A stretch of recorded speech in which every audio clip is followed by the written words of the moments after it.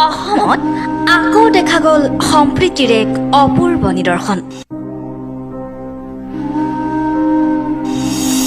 উত্তৰ প্ৰদেশ, মুম্বাই আদিত নহয়, আপোনাৰ মোৰ মাতৃভূমিত দেখা গ'ল ভাতৃত্ববোধৰ এক অপূৰ্ব নিদৰ্শন। মুছলমান যুৱকে সৎকাৰ কৰিলে হিন্দু লোকৰ মৃতদেহ।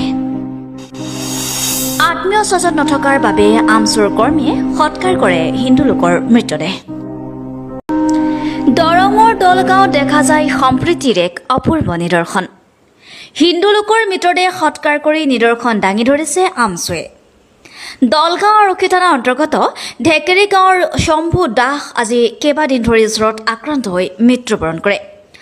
আত্মীয় লোক নথকাৰ বাবে দলগাঁও আঞ্চলিক আমচুৰ উদ্যোগত অন্তিম সংস্কাৰৰ দায়িত্ব লৈ দলগাঁও শ্মশানত শম্ভু দাসৰ শেষকৃত্য সম্পন্ন কৰে।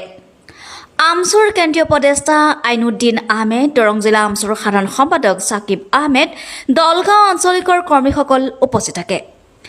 আঞ্চলিকৰ সাধাৰণ সম্পাদক আব্দুল ৰছিদে PPE কিট পৰিধান কৰি হিন্দু ধৰ্মৰ ৰীতি নীতি অনুসৰি কেইজনমান হিন্দু লোকৰ সহযোগত মৃতদেহটো সৎকাৰ কৰি সম্প্ৰীতিৰ নিদৰ্শন দাঙি ধৰে।